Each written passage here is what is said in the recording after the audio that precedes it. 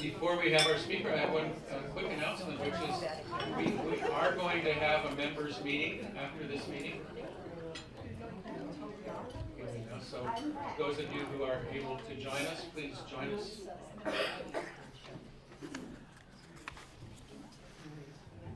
And now, to introduce our guest speaker is a friend of The Edge, Adam.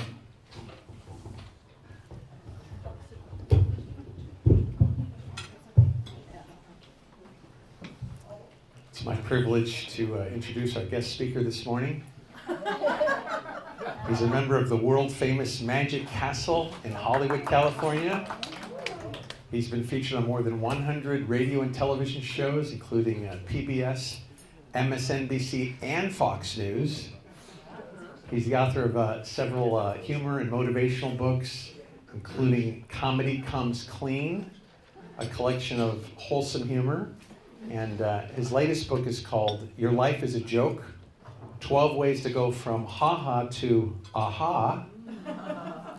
And his forthcoming book this year is called Bob Dylan Can Change Your Life, 61 Ways to Invent a Legendary Life. Would you please welcome the founder of Clean Comedians, Adam Christing. Thank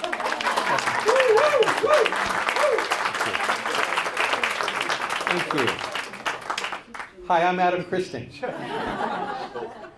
When you see a great magician, you might expect him to do something like this.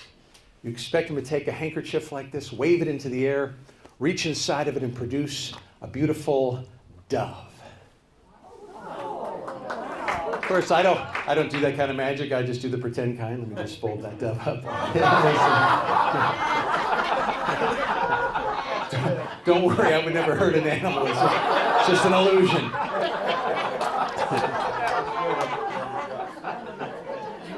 If you enjoy the magic you see me do this morning, my name is Adam Christing. If you don't, it's David Copperfield.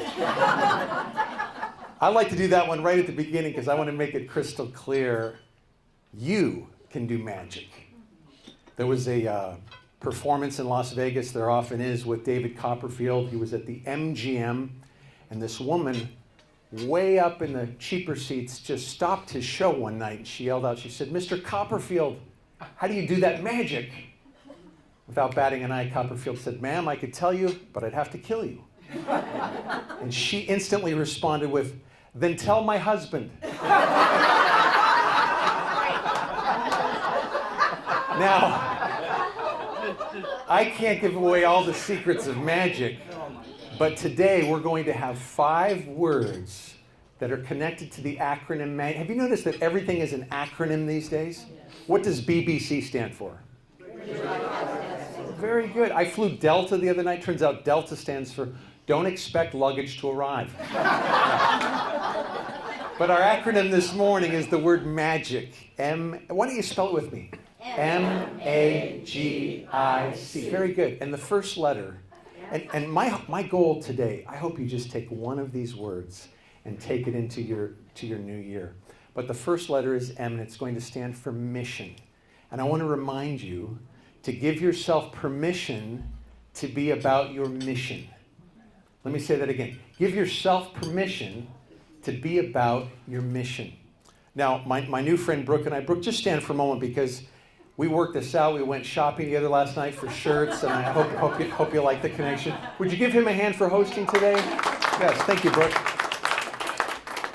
So I didn't know this, but it turns out that Brooke is a big Bob Dylan fan, as am I, and I carry this note with me. I actually carry it in my wallet, but I have it in my pocket here in my shirt. I wanted to share it with you.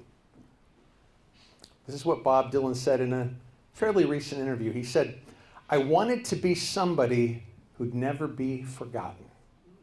Now, he shared that before he won the Nobel Prize for Literature last year, but the main reason I want to share this note is what I've handwritten here is a duplication of what he wrote to a high school chum in Hibbing, Minnesota, and slipped it to him during his English class. The note was given to Arnold Kosky by Bobby Zimmerman. Here's what the note said. "Arnie, I'm going to make it big. I know it for sure. And when I do, you bring this piece of paper, and for 2 months, you can stay with me no matter where I am. Oh my gosh. Arnold held on to the note for 50 years. Now, I got to meet some of Bob Dylan's classmates in Hibbing, Minnesota last year, and they all basically said the same thing. This guy had this sense of a mission for his life.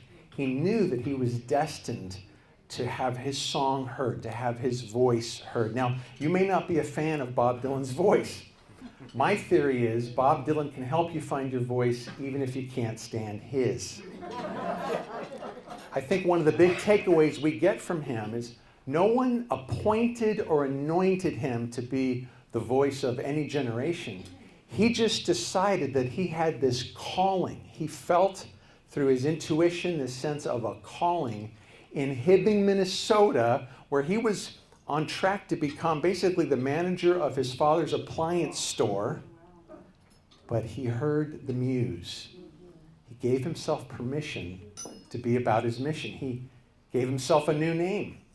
And by the way, many famous Americans and others have done this very thing. Samuel Clemens becomes Mark Twain.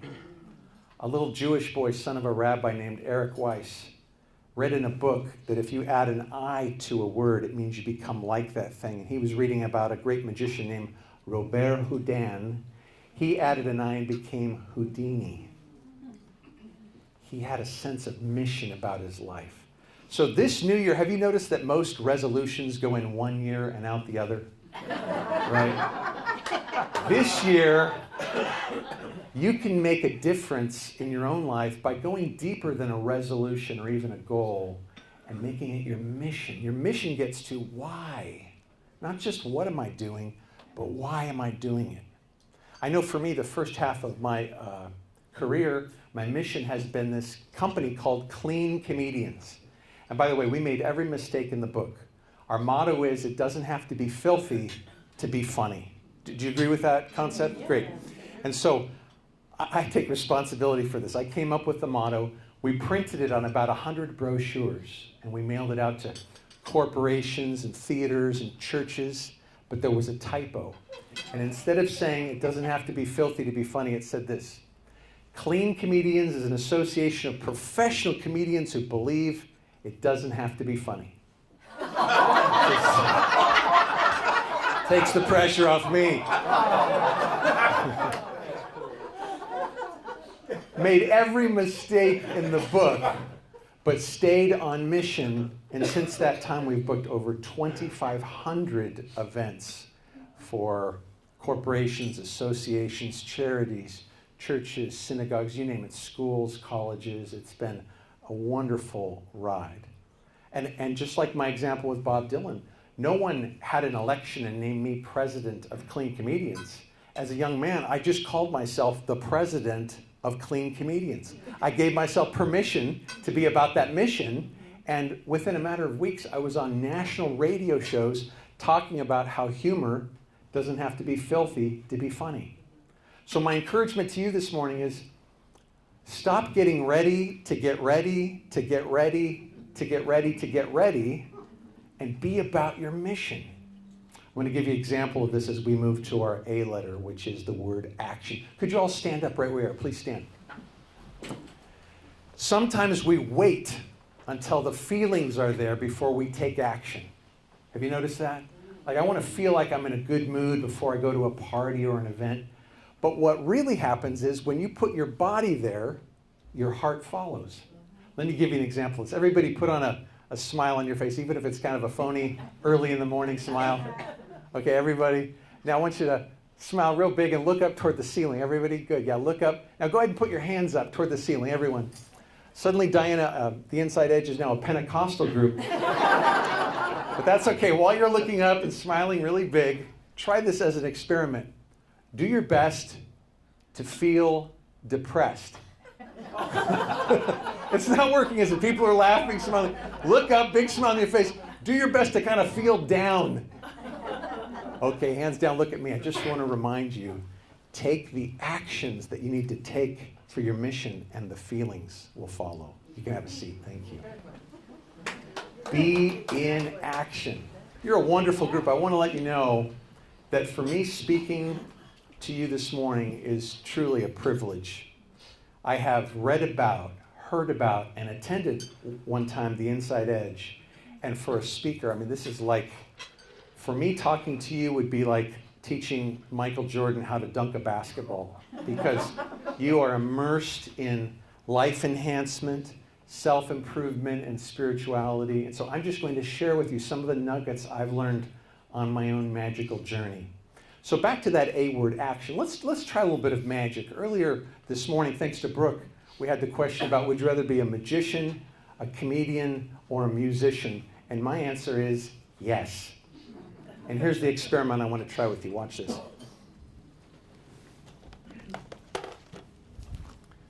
I have a wonderful brother-in-law named Mike who was a disc jockey for a number of years, and he came up with this list of the top 200 most popular songs, like for a party, songs that get people up in action, dancing, moving, feeling good. Here they are. And so this lovely young lady, Valerie, right here. Would you mind taking this list? There's about I'll give you a couple of examples. There's 200 of the best-selling songs of all time. Candle in the Wind by Elton John. Rock Around the Clock by Bill Haley. My Heart Will Go On by Celine Dion. Brown Eyed Girl, Van the Man, Van Morrison. Hound Dog by Elvis Presley. About 200 songs, about 10 pages. I'm going to give you the whole list, Valerie. And is this your friend? Is it Karin? Karin, next. You are my wild card, so be ready, Karin, because Valerie, I'm going to have you just quickly go page after page, and in a moment you're going to put your finger on one song. While Valerie's doing that, let's all do the Jeopardy song. Ready? Here we go. Do do do do do do do. Everyone. Do do do do do do do do do do do do. Big finish. With your finger, Valerie, just put on one song, and it'll allow us. I'll come over here with the microphone. What was the one song? Because remember, Karin is our wild card. What is it? I Want to Hold Your Hand. Well, that's very nice, but I'm married, and so I really can't go there. Okay, you pick. I'll take that list back. Thanks so much. You pick. How many of you are Beatles fans? Let me hear you. Yeah. Awesome. Let me hear by applause. Great. The Fab Four. Have you ever thought about this? And I haven't forgot about you, Karin, because I want you to just kind of belt out a few notes of I Want to Hold Your Hand. No, I'm just teasing. You're about ready to go for it. Did you want to? Did you want to? Your table's kind of wanting you to do it, but that's okay. Think about this. What made, by the way, out of 200 different titles she picked, I Want to Hold Your Hand by the Beatles. Think about the Beatles. Why are they the most massively successful pop or rock group of all time? Here's my theory. John was the mind. Paul was the heart. George was the soul. And Ringo was the flesh and blood. So you had all the components working together in synchronicity. And I think they have 27 number one songs. But you know, remember when I pulled out the song titles and artists from this folder? Let me show you something else. Remember, I pulled it out of here. Well, there's something else in here. There is another envelope. It's a prediction. And I want to give you a gift, Valerie. I'm going to have you open this up. Could you do kind of a drum roll, maybe on your knees or table? There we go. Out of 200 songs, Valerie, first of all, there's a prediction inside and a CD. Could you open up the prediction, stand up and show it to everybody? She picked the Beatles, I Want to Hold Your Hand. Could you show everybody? Wow. We've got a match. Give her a big hand. But like they used to say on the Ginsu commercials, wait, there's more.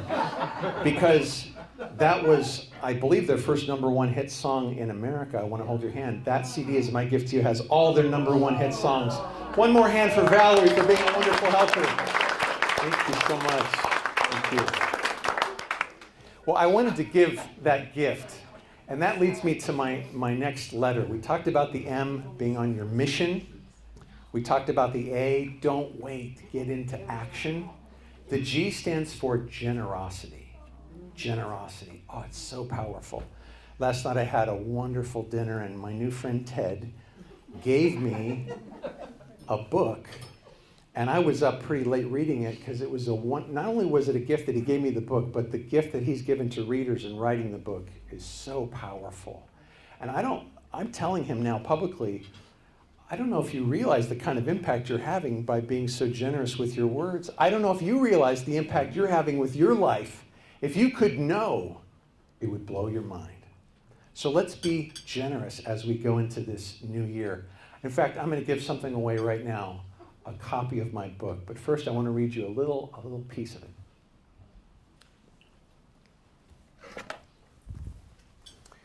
When I go to an event and the author begins to read from his book, I usually don't enjoy it. Unless it's my book. So this is from my book, Your Life is a Joke, 12 Ways to Go from Ha-Ha to Aha. And I want to talk about how words are so important. The word generosity, for example. But in this particular case, it's a story about the power of the word parachute. Listen to the story. We use words to attach meaning to our lives. Here's a story that proves how this works. When my divorce was over, I was broken up and broke. I was knocked out emotionally and financially. When I started to date again, Barb, my current wife, lived in British Columbia, Canada. I was in California. Despite the distance, I was falling in love. Barb is a super good woman, and I hung on her every word by way of phone calls and email exchanges. Even with the joy Barb brought into my life, one day I was feeling depressed. I was in a funk. But that afternoon, I discovered a package in my mailbox. It was a cassette tape. How many of you remember cassette tapes? Yeah. It was a cassette tape with a music mix on it. It was from Barb. There was one word written large on the cassette, parachute. I popped the tape into my car stereo. Wow. I drove for miles and miles just so I could listen to the fantastic songs Barb had selected just for me. Parachute. It was so meaningful to me. It blew me away. I thought to myself, wow, she really gets what I'm going through. All of these songs and these lyrics, they're really speaking to me. I was thrilled and I thought, she's amazing. And she wrote the word parachute right on the tape. She knows I've been in free fall, and she's telling me that I'm going to land safely. Everything's going to be okay. After I listened to the tape about 3 or 4 times, I called Barb and I thanked her from the bottom of my heart for such a thoughtful gift. Thank you for Parachute. She said, oh, good, did you like it? I haven't listened to it. My brother's a DJ, he made the tape and gave it to me. I'm not really into music, so I sent it to you.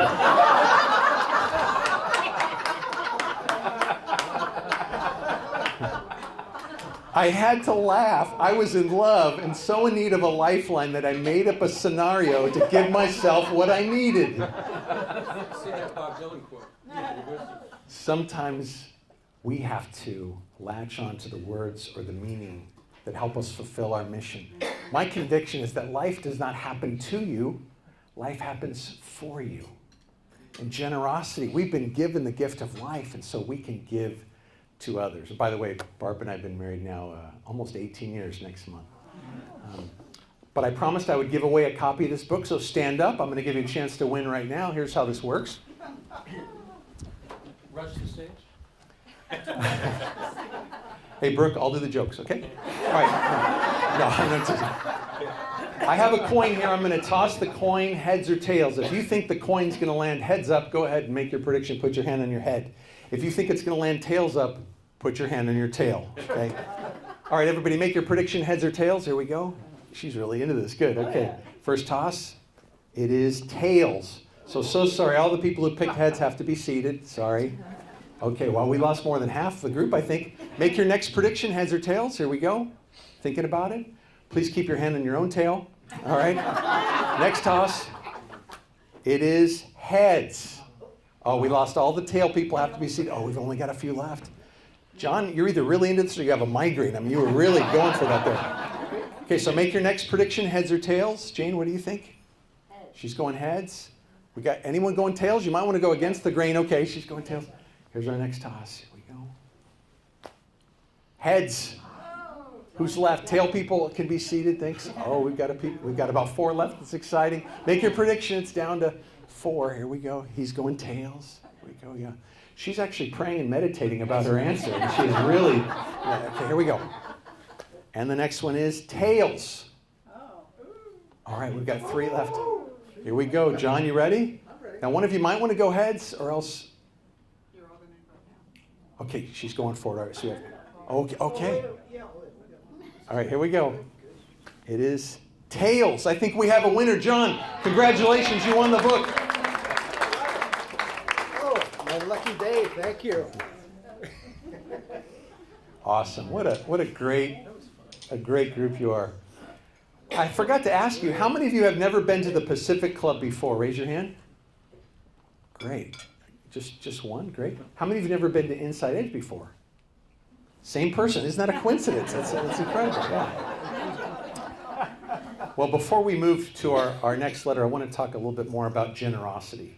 Because sometimes we think that just simply means money.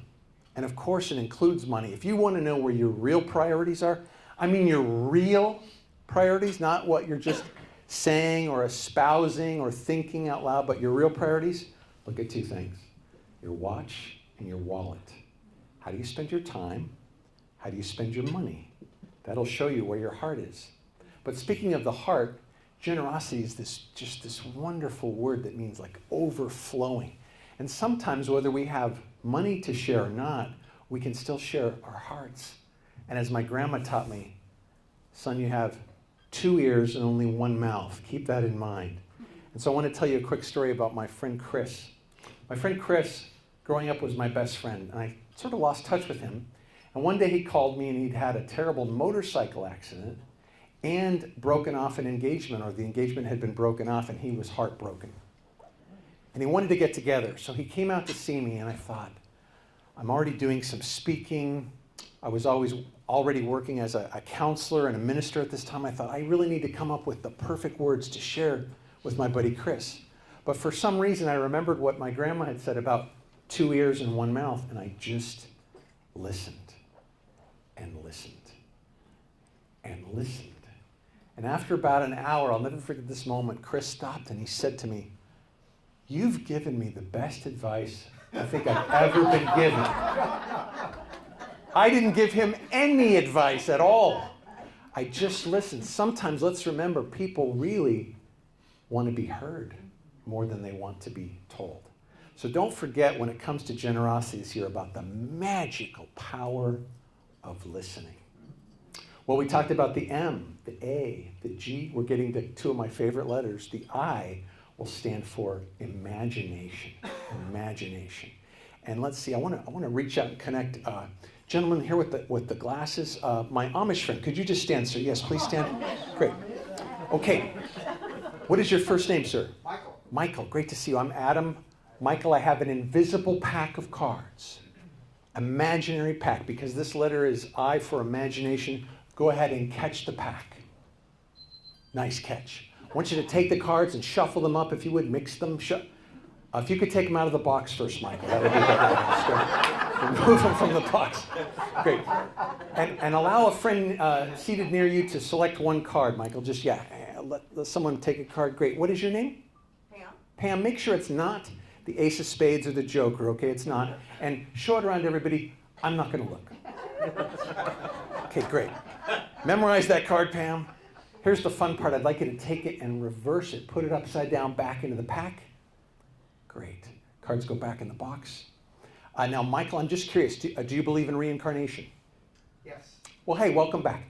Okay, so here's what we're going to do. We're going to take an invisible deck of cards and turn it into a visible pack of cards. I'm going to count to 3, Michael. You're going to throw the cards right in my body. Don't worry, ladies. I can take this pain. Michael, toss the cards to me on the count of 3.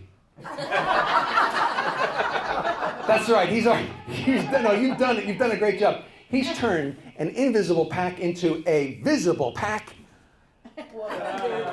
No. Has to come from your heart. Hold on to that. But wait, Michael, we could prove that this is a real magic effect because you selected one, actually Pam, you selected one card from the imaginary deck. It wasn't the Ace of Spades or the Joker. In a loud voice, what was the card? Queen of Hearts. Oh, that's what I said to you. That's what you saw too. Her neighbor saw the Queen of... Okay, great. So one more time in a loud voice. Queen of Hearts. Great. She said the Four of Spades. Now... No, she said the Queen of Hearts. Now, Michael, wouldn't it be amazing if I were to open the pack, fan through, find one card upside down, have it be the Queen of Hearts? Would that be great? That'd be fantastic. I wish I could do it. No, we're going to try it. It's the inside edge. It's the new year. Check this out. Out of 52 cards, there is only one card only reversed in the pack. 52 cards, one card flipped around.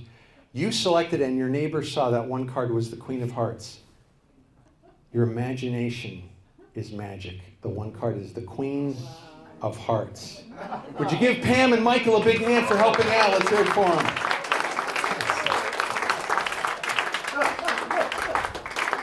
Thanks so much, Michael.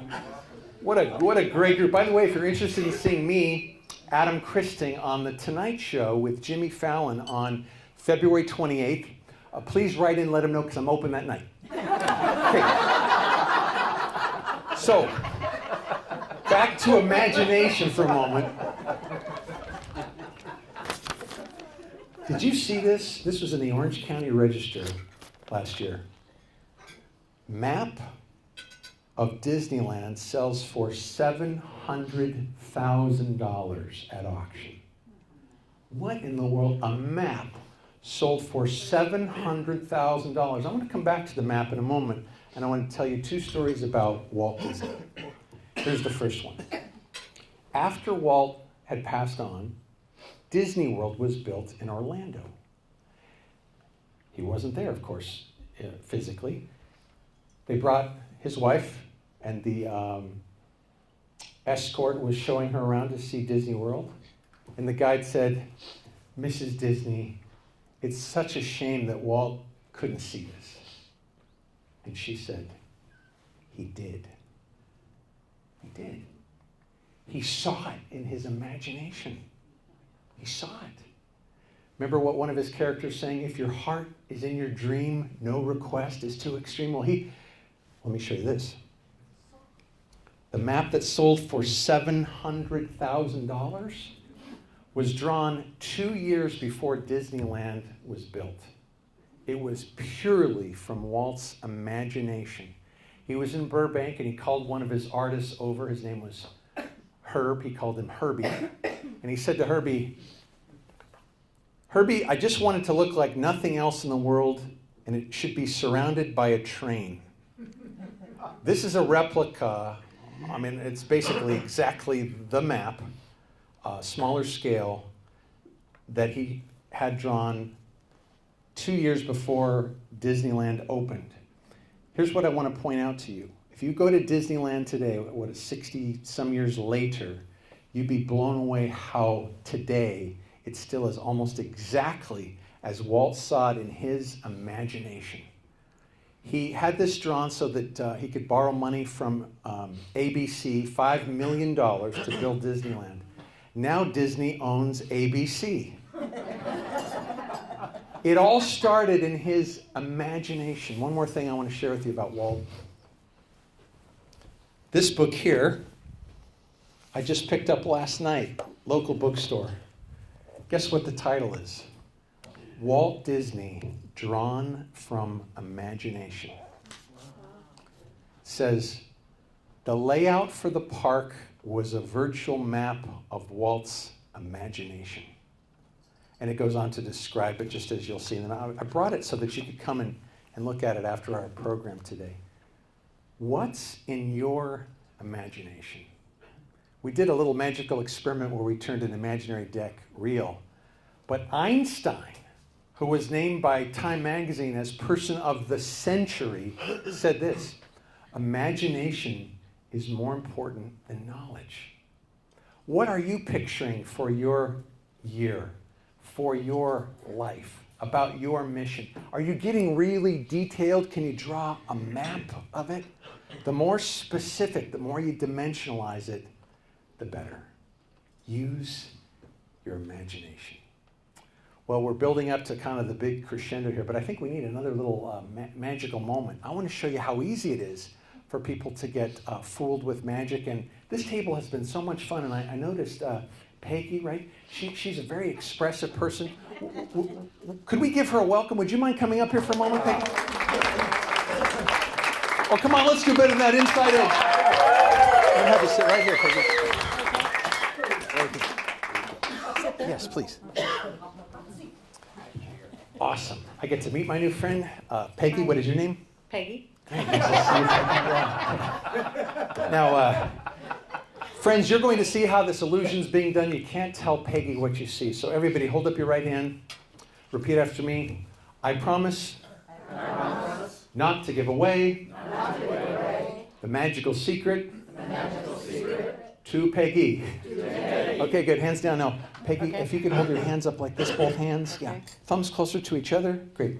A little bit out, a little bit down, a little bit back, a little bit up. Start again. No, that's fine, Peggy. That's fine. I have something very special for Peggy. Let me get that. Yes, here we go. Yes. These are free at my hotel. Okay. So Peggy, I'm just going to have you put the thumbs inside. Your thumbs inside, please. Okay. Very nice. Great. Yeah, just like that. Good. You know, I just remembered at our house, we prefer to have the roll flowing this way. Oh, there you go. Wouldn't it be strange, though? Wouldn't it be different if you were sitting there, you looked over, and there was Peggy? So different. Now, remember, you promised you wouldn't tell. I'll take pieces of tissue paper, and she simply has to guess which hand I place in. Now, Peggy, the time to watch, just kind of let it roll. There we go. Okay. Time to watch is when the paper makes contact with my palm. Okay. So just point. Which one do you think? That one. Very good. Give her a hand clap. She's right. Yeah. Oh, She knows the time to watch is when it makes contact with my palm. Now, which one do you think? Just point. this one. I don't know if I can fool Peggy. She's watching so closely. Excellent. She knows the time to watch is when it makes contact with the palm. So which one do you think? Either one. This one. All right, good watch. Oh. That's right, Peggy. I'll try it again. See, sometimes a magician will fake you out, like he might put it in one hand, make it disappear, make it reappear. Yeah. But don't fall for it. It's just when it makes contact with the palm. So which one do you think? That one. Okay, good watch. It's cool. Yeah. Thank you, Peggy. It's all right. We'll try it again. All right, you got it. It's okay. The weird thing is Brooke's here going, whoa. I'm going to do it in slow motion, Peggy. Slow motion. Now, watch closely. My hands never leave my arms. Right. All right, just point. Which one do you think? This one. Very good. Now, if I do it faster still, when it makes contact, with the palm, which one do you think? Oh, that one. All right? If I mix them up, does that affect you? Sometimes. Good watch. Oh, no. Tell you what, let's try a larger piece here, Peggy. A little bit larger. Yeah. Okay, a little larger. Yeah, it's all right. Yeah. I'll get this one. Hey, you're on a roll. I'll get this Okay, let me just take the one. Now, if I were to say, okay, Peggy. All right, let me just take, if I were to say, okay, which hand? If you just had to. The whole roll? Yeah. But still, the time to watch remains still. When it makes contact, just go ahead and blow. Just blow. Oh, my gosh. Hey, where is it? Oh, my God. Thank you. You might want to look back here. There is kind of a pattern of yeah. Would you give her a real big hand, everybody? Thanks. Take a little bow with me. Ready? Take a bow. Yes. The lovely Peggy. All right.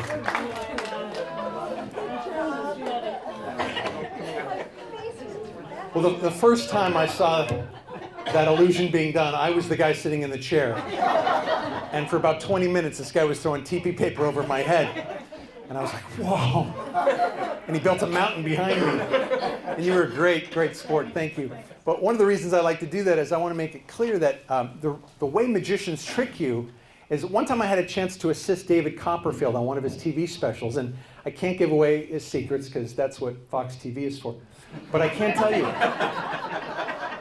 great magicians will have you looking over here, and then they do something sneaky with this hand. He'll have a beautiful assistant walk on stage. Everyone looks at her, and then he can sneak an elephant into his hat over here.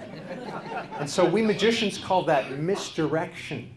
Now we're doing it for fun and entertainment, but I want to remind you, be careful as you go into this year about being misdirected or distracted from your mission, from your goals. Don't get tricked. Don't stay completely focused. We talked about Bob Dylan earlier. I want to give you another story from his life. This is incredible. What made the Beatles superstars in America? Do you remember what happened? The Ed Sullivan Show, right? I believe it was February 9th, 1964. Boom, millions of people suddenly knew who the Beatles were. Did you know that Bob Dylan was booked to be on the Ed Sullivan Show before the Beatles? He was getting ready. He was rehearsing his song. It was a song about, he was making fun of the anti-communist witch hunt that was happening in America. And so he had this song. It was about John Birch blues and stuff. And he was practicing. And then the CBS censor said, Bob, we prefer if you not do that song. You have so many other songs. You know, he already had Blowing in the Wind and great songs. And he said, no, thank you. And he walked off the Ed Sullivan Show. Bob Dylan, before the Beatles, said no to Ed Sullivan. Why? Because his mission was to be true to his voice, was to say and share and sing what was on his heart, what was in his mind. Nobody was going to tell him what songs to do or not to. He walked off the show. And what happened? His community, the folk community, treated him like a hero. A few months later, guess where he performed? The Lincoln Memorial with Martin Luther King Jr. He performed at the March for Washington or to Washington. He made history instead of just making himself a hit on television because he was so focused on his mission. But you know, he didn't do it alone. The last word of magic, let's review. What have we learned so far? M-A-G-I-C. What's the M be about your mission? What's the A? Take action. G, have lots of generosity. The I, use your imagination. The C stands for collaboration. Before I show you a magical illusion to illustrate the power of collaboration, I wonder if you have any questions for me about what I do, about magic, about comedy, how I get my hair to look like this. Any questions on your heart? I'd love to interact with you. Just raise your hand. Anything, even if you think it's off topic, I'd love to interact with you. Yes, in the very back. What's your name? Odile. Odile, pretty name. How old were you when you first realized that you could be a comedian? Oh, that's great. How old was I when I figured I could become a comedian? Well, I had an Uncle Todd, and when I was about 9 years old, he started pulling coins out of my ear, and I was amazed.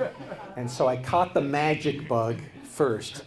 And as far as doing comedy, I was a class clown, and I get paid for now doing things that I got in trouble for back in junior high school. But I talk about this in my book. In 8th grade, I ran for student body president. And my opponent gave a speech. You know, we have to do those debates. And my opponent said, do we really want a clown as our president? And the voters said yes. And I won't make any other comment about that today or anything, but I won by being a humorous guy. So yeah, I've been doing it for a long time. Thank you. Other questions? Yeah, right here, Brooke. Do you have to stay in shape for magic? I mean, comedians talk about it like they have to keep going on, you know. Jerry Seinfeld does stand up to stay in shape, you know. Right. And do you do that, need to do that, but especially to do magic, do you have to keep at it? Great question. Do you sort of have to stay in condition to do magic? Excellent question. Any others? No, let me take a shot at that. What I find is with my voice, like I did an event, performers call them gigs. I had a gig a couple of nights ago, and I noticed after about 45 minutes that my throat was kind of dry and sore. And so I was a bit out of condition from being over the holidays. So I do notice that. With magic, there's a great saying, rehearse, rehearse, rehearse. And so what can look like a mistake has actually been rehearsed. One of my favorite quotations is by Mark Twain. He said, it takes me 3 weeks to prepare a good impromptu speech. And so some of the things that you see magicians do that look either amazing or look like a mistake have actually been rehearsed. And so I perform and speak frequently enough where I don't find myself having to rehearse as much. I would rather perform in front of a live audience to get that reaction and feel the response. And in fact, let me just, I wasn't planning to do this, but you just really set me up here. Let's just to kind of keep myself in shape here. You know, we are in movie season. The Academy Awards are coming up, and I think it'd be fun to just try a quick movie mystery together. What is your name? Patricia. Patricia, great memory. Patricia, if you could hold this envelope like that, fantastic, great. So that is our movie mystery prediction. Now, I want you to check this out. Tell me your name again. Susan. Susan, I have 3 Post-it pads. You've seen these, and the top list in pink are all famous movies. And Susan, I want you to see I have like Sound of Music, Rocky, Raiders of the Lost Ark, Willy Wonka, Avatar, The Avengers, Harry Potter, Lord of the Rings, Jurassic Park, Furious 7, all kinds of movies, old movies, new movies. With your thumb, I want you to lift up and just eyeball one movie from this pink section. So with your thumb, lift up and just, do you see a movie? Yeah. Did you get it? Yeah. Great, hold it in your mind. Now, Barry's a friend of mine, so this might look set up. So I'm going to go back here to Robin. Robin, in the middle section here, I've got foods. These are food items. Because, you know, movies sometimes have foods in them. Like, think of Godfather had all the great Italian food. Think about The Wizard of Oz. Remember the apples and the Wicked Witch? And so, Robin, I have different foods here. I've got bread, grapes, gum, wine, eggs, oranges, tons of food, about 50 different food items. With your thumb, can you lift up the yellow section and just eyeball a food? Have you got it? Mm-hmm. Remember that if you would. And over here, what is your name? Jane. Jane. And Jane, where are you from? Newport Beach. Thank you for making the long journey to be with us today, Jane. I appreciate that. The last section, Jane, is famous actors and actresses. I've got Jennifer Lawrence and Sandra Bullock and Emma Stone and George Clooney and Bradley Cooper. With your thumb, lift up that blue section and eyeball a famous actor or actress. Okay, just lift it up. Have you got it? Mm-hmm. Can you remember that? So great. Let's go back to our review here. It's Susan, right? No, tell me again. Patricia. I'm sorry, Patricia. Patricia, hold it up a little bit higher. Great. Patricia's been holding the movie mystery prediction this entire time. Now, who was the person who selected the movie title? You did, right? And tell me your name again. Susan. It's still Susan. Okay. Susan, you selected a movie title. There are hundreds, actually thousands of movie titles, but I have about 50. And which title did you select? Forrest Gump. Forrest Gump. Wasn't that a great movie? It's a classic. Great. And Robin, I believe you had the food, right? In a loud voice, could you say the name of the food you selected out of all the different foods? Chocolate. Interesting. Chocolate. Now, hold on a second. Chocolate is in the Forrest Gump movie, right? Remember, life is like a box of chocolate. But it could be, Willy Wonka had chocolate in the chocolate factory. There was a French film called Chocolat. So we're not so sure. But let's just see if we're on the right track here, Patricia. Let me take this. Thank you. I'm just going to see if we're on to the right track, and then we'll come over to the actor or actress in a moment. Let's just take a look here.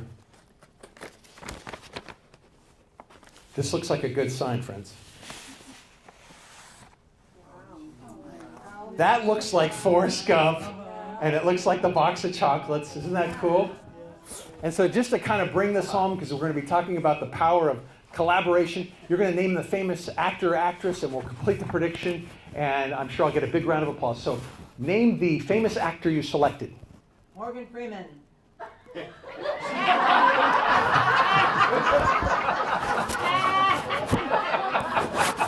Thank you for having me at the Inside Edge. Morgan Freeman.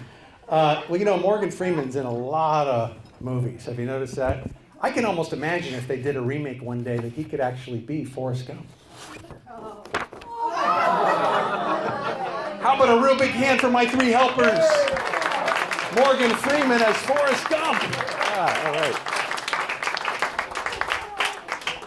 Well, we have time for one more, maybe one more question before I do my final little magical number. Anyone? Yes, did you have a question? Yeah, go ahead. How do you relate magic to spirituality? Great question. How do you relate magic to spirituality? I'm going to tell a real quick story. I was performing in, I believe it was in Malibu, and I was doing close-up magic. In fact, I did the illusion I did with you, the invisible deck. And this woman was freaked out. She's like, oh my goodness. And she started sort of following me around from table to table. And she said, I'd like a reading. And I said, oh no, I do sleight of hand and magic, I don't do readings. She said, no, I would like a reading. And I went to the next table, and there she was again. And she seemed kind of agitated and disturbed, and so I didn't really know what to do, because I'm a magician, not a psychic. And she said, I'd like a reading. So I pulled her aside and I said, are you struggling in a relationship right now? And she said, there's no way you could know that. And I said, I'm sensing, you need to make an important decision in this relationship? She started crying. And she said, there's no way you could know that. And I said, I'm sensing that you need to do the right thing. And she said, thank you so much. And what I want to tell you is I believe that we are hardwired to want to believe, that we need to believe, that faith and belief, we are hardwired, whether it's God, whether it's your spirituality. And so I think magic really taps in. Now, I do it for fun and for illusions, but I do believe that magic, I do believe that the supernatural is real. So that's a whole other topic. Great question, thank you. Well, we're going to end on a big bang here. Hang on, because we're talking about collaboration. That's our last letter. So I'm going to do this. I'm going to ask 10 people to quickly come up here and line up side by side, and we're going to illustrate the inside edge and collaboration. So I need 10 people. Yeah, thank you. Just go for it. If you could stand over here, John, next to the podium, and just line up side by side. Don't be afraid. Just go for it. It's a new year. Just come on up. Here we go. Yes. Just think of it as a police lineup. Side by side, please.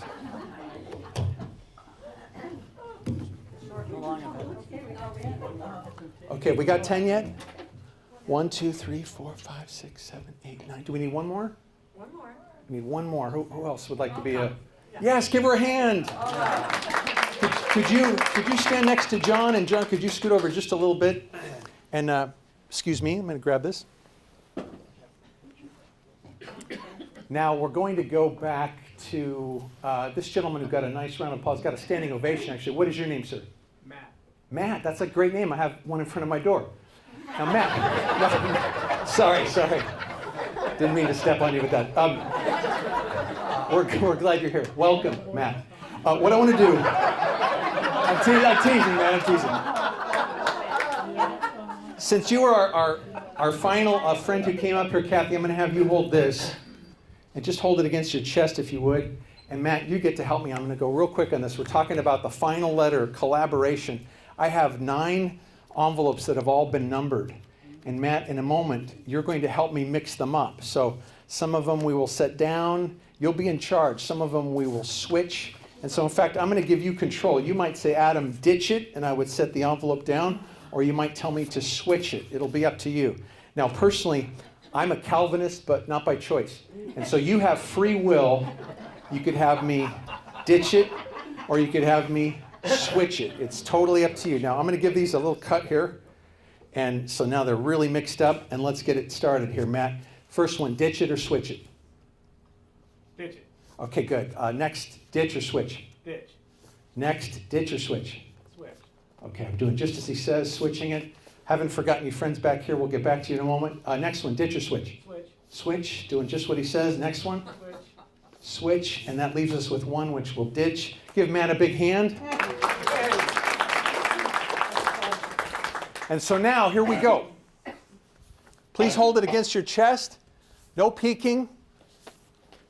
Fantastic. Valerie, welcome back. Nice to see you. Oh, here we go. Lynette, thanks for coming up. And Think of Tarzan. thanks, Jane. And Christine, great. Hold it like this. This is so much fun. Thank you for having me at the Inside Edge. Thank you so much. I want to see this myself, so I'm going to sit down. I'm going to count to 3. When I do, I want you to turn the envelope over. We'll show the power of collaboration because they'll be in perfect numerical sequence. Ready? 1, 2, 3. Give them a spin and show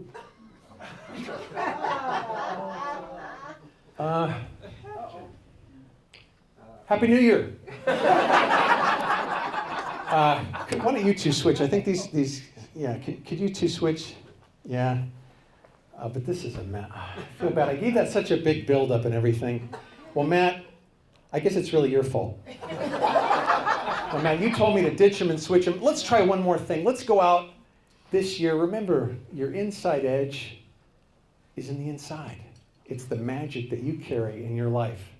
So let's try this together. I'll count to 3 one more time. There is a message inside the envelope. I want you to reach inside and put it in front of the envelope. 1, 2, 3. Reach inside. There is a message. And just hold it in front of the envelope so everyone can see. Hold it up. Ladies and gentlemen, it's the inside edge. How about a big round of applause for all of my wonderful helpers? My name is Adam Christing. Happy New Year. Thanks for having me here. Thank you. Let's have a big round of applause for Adam. Can I add one more thing? I forgot to mention one thing, friends. Because I want to practice what I preach, I have a copy of my book for anyone who'd like one as my gift to you as you exit. Thanks again. Thank you.